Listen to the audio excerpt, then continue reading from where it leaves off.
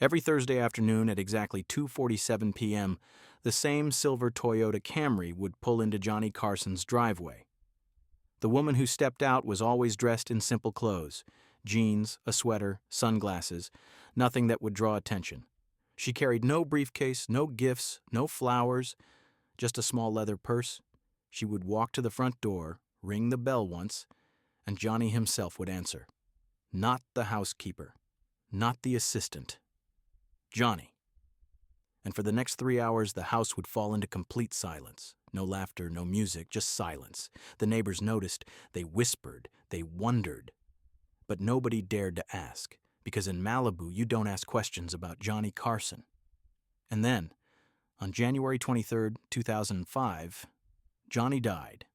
The woman stopped coming. The driveway stayed empty. And for 18 years, nobody knew who she was, until a single envelope, sealed in 1997, was opened in a lawyer's office in Los Angeles.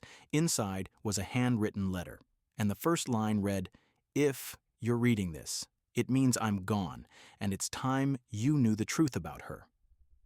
Stories like this don't fade quietly into history. They linger, waiting for someone to notice, to ask the right question, to pull the thread that unravels everything. If you want to hear more stories that reveal the hidden truths behind the people we thought we knew, subscribe. The lawyer who opened that envelope in March 2023 was a man named Gerald Kapner. He had worked for Johnny Carson's estate since 1998, handling paperwork, managing assets, ensuring the machinery of wealth continued to hum quietly in the background. He was not the kind of man who expected surprises. But when he slid the single sheet of paper from the envelope, his hands began to shake. The letter was written in Johnny's own handwriting, tight, controlled, with no flourishes.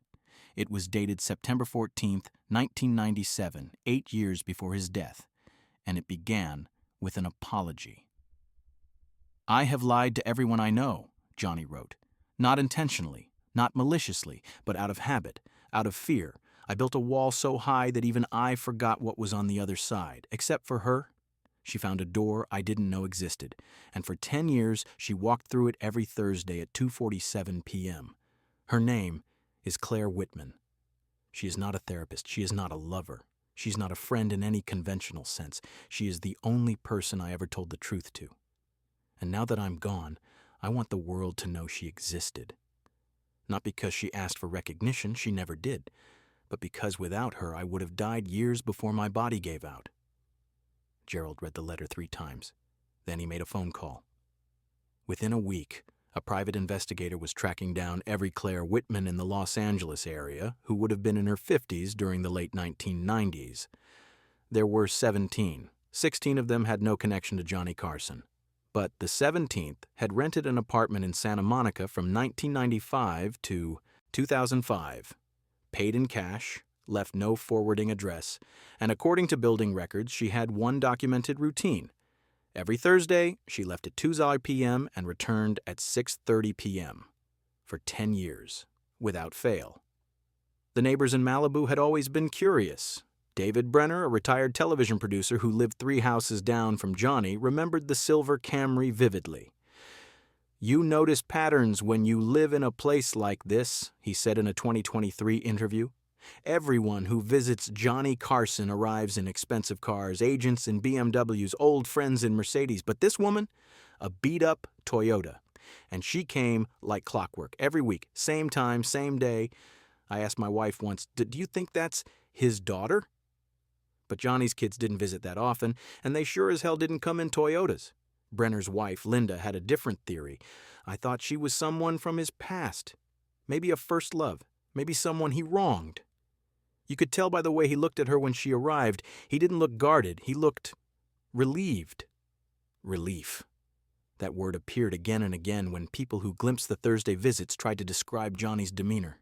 Relief, as if a great weight had been temporarily lifted. Relief, as if he could stop pretending. Relief, as if the mask he wore so carefully for 30 years on national television could finally be set down for a few hours. But who was Claire Whitman? And how did she end up in Johnny Carson's life? The answer, it turned out, was buried in a single event that Johnny himself rarely spoke about. In 1991, his son Richard Carson, known as Rick, died in a car accident. He was 39 years old. The grief that followed was profound, consuming, and entirely private. Johnny did not discuss it on air. He did not give interviews. He did not seek public sympathy. He did what he had always done. He locked the door, turned off the lights, and suffered alone. But grief, left unattended, does not dissipate.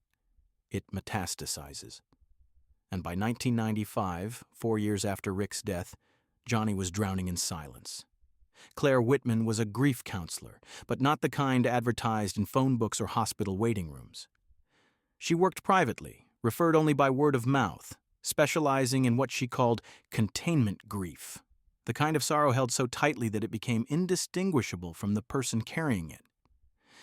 A mutual friend, someone who had known Johnny since his Tonight Show days, suggested Claire's name. Johnny resisted at first. "I don't need help," he said. "I'm fine."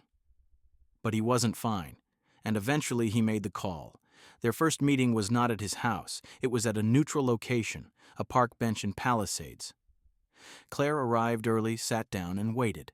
Johnny arrived 10 minutes late wearing a baseball cap and sunglasses, looking over his shoulder as if he expected photographers to leap from the bushes. He sat down without introducing himself. Claire didn't introduce herself either. She simply said, "You don't have to say anything today. We can just sit here." And that's what they did. For 45 minutes they sat in silence. Johnny stared at the ocean. Claire stared at the trees, and when the time was up, she stood, handed him a card with her phone number, and said, "If you want to try again, call me. If you don't, that's fine too." 3 days later, Johnny called. "Can we do it at my house?" he asked. "I don't want to be seen." Claire agreed, and the following Thursday at 2:47 p.m., she pulled into his driveway for the first time. For the first 6 months, they barely spoke. Claire would arrive, Johnny would let her in, and they would sit in his living room in near total silence. Sometimes Johnny would say a sentence or two. "I had a dream about him last night," or "I keep thinking I hear his voice." Claire would nod. She never pushed. She never asked probing questions. She simply existed in the space with him, allowing the silence to be what it needed to be. And slowly, over months, then years, Johnny began to talk. Not about his career, not about the Tonight Show, not about his fame or his legacy. He talked about Rick. He talked about his failures as a father. He talked about the distance he had maintained from his children, the same distance he maintained from everyone, because closeness felt dangerous, suffocating, impossible. He talked about his mother, Ruth, and the approval he never received. He talked about the 4 marriages that collapsed because he could not let anyone see him. And he talked about the loneliness, the vast, echoing loneliness of being loved by millions and known by none. Claire listened. She didn't offer solutions. She didn't tell him it would get better. She simply held the space for his pain week after week, year after year. And in doing so, she gave him something no one else ever had: permission to be broken. Maria Gutierrez, Johnny's housekeeper, witnessed this transformation from a distance. Before Claire, he was like a statue, Maria said. Beautiful, perfect, untouchable. After Claire started coming, he started to soften. Not all the time, but sometimes. He would smile at a bird in the garden. He would ask me about my family, small things, but they meant something. There was one Thursday that Maria remembered above all others. It was raining, a rare, heavy rain in Malibu, and Claire's car pulled up as usual. Maria was folding laundry in the hallway when she heard something she had never heard before: laughter, not the polite chuckle Johnny gave to guests, real laughter, deep, unguarded, the kind that comes from the chest. Maria stopped folding and listened. She couldn't hear what Claire had said, but she heard Johnny laugh again, and then, a few moments later, she heard something even more startling. Crying. Not sobs, just quiet, steady tears. And Claire's voice, soft and calm. "It's okay. You're allowed." That phrase, "you're allowed," became a refrain in their sessions. Johnny had spent his entire life believing he wasn't allowed. Not allowed to fail on stage, not allowed to show weakness, not allowed to grieve too loudly or love too openly. He had been raised in a Midwestern household where stoicism was currency, where men didn't cry, where emotions were indulgences for lesser people. And The Tonight Show had only reinforced that belief. Every night, he had to be perfect. Every night, he had to make America feel safe, and so he learned to bury everything that didn't fit the script. But Claire didn't want the script. She wanted the man beneath it. And week by week, year by year, Johnny let her see him. Not all at once, not dramatically, but in small, incremental acts of vulnerability that felt to him like stepping off a cliff. By 2000, their sessions had evolved. They no longer sat in silence. They talked, sometimes about grief, sometimes about regret, sometimes about the strange, quiet peace Johnny had found in retirement. He told Claire things he had never told anyone, about the night he got drunk and called his ex-wife at 3 a.m., begging her to tell him he hadn't been a terrible husband. About the time he almost went back to television, not because he missed it, but because he didn't know who he was without it. About the mornings he woke up and couldn't remember why he was still alive. And Claire, for her part, shared pieces of her own life. She told him about her brother who had died of cancer when she was 23. She told him about the guilt she carried for not visiting him more often in his final days. She told him that grief never really ends. It just changes shape. And sometimes, if you're lucky, it becomes something bearable. "She saved my life," Johnny wrote in another letter found among his personal papers. "Not in a dramatic way. Not by pulling me from a ledge, but by sitting with me in the dark until I realized I didn't have to stay there forever." The Thursday visits continued until the very end. In late 2004, Johnny's health began to decline. Emphysema, the result of decades of smoking, had ravaged his lungs. He could barely walk from his bedroom to the living room without stopping to catch his breath. But he still insisted on answering the door when Claire arrived.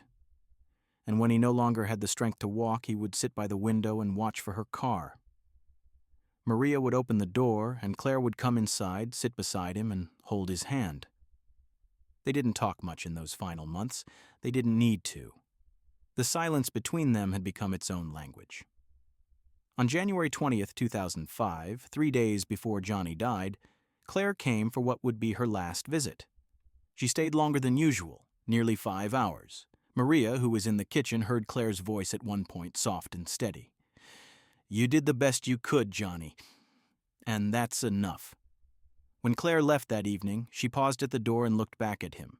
He raised one hand, a small wave.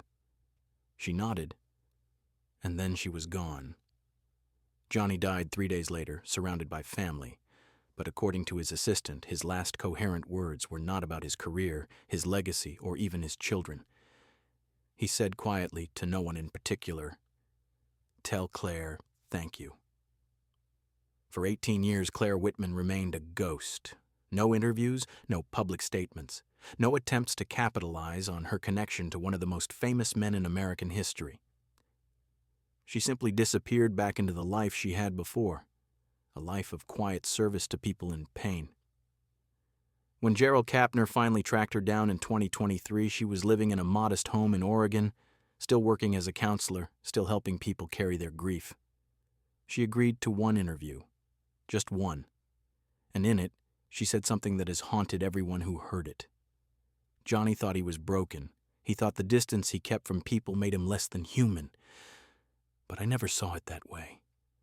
I saw a man who had been asked to be perfect for so long that he forgot he was allowed to be anything else. And when he finally let himself be imperfect, when he finally let himself grieve and cry and admit he didn't have all the answers, that's when he became whole. Not fixed, not healed, but whole. And that's all any of us can hope for. The world knew Johnny Carson as the king of late night, the man who made America laugh, the man who launched 1,000 careers. But Claire Whitman knew him as something else, a man who carried his pain in silence for decades until one day he decided to set it down. And in doing so, he became more human than he had ever been on television. The silver Toyota Camry never returned to the Malibu driveway, but its absence is not emptiness. It is evidence. Evidence that Johnny Carson, the man who spent his life behind a desk under lights, performing for millions, finally found One person who didn't need him to perform. One person who saw him exactly as he was and loved him anyway. That is the truth about the woman who came every Thursday. And now, 18 years later, the world knows her name.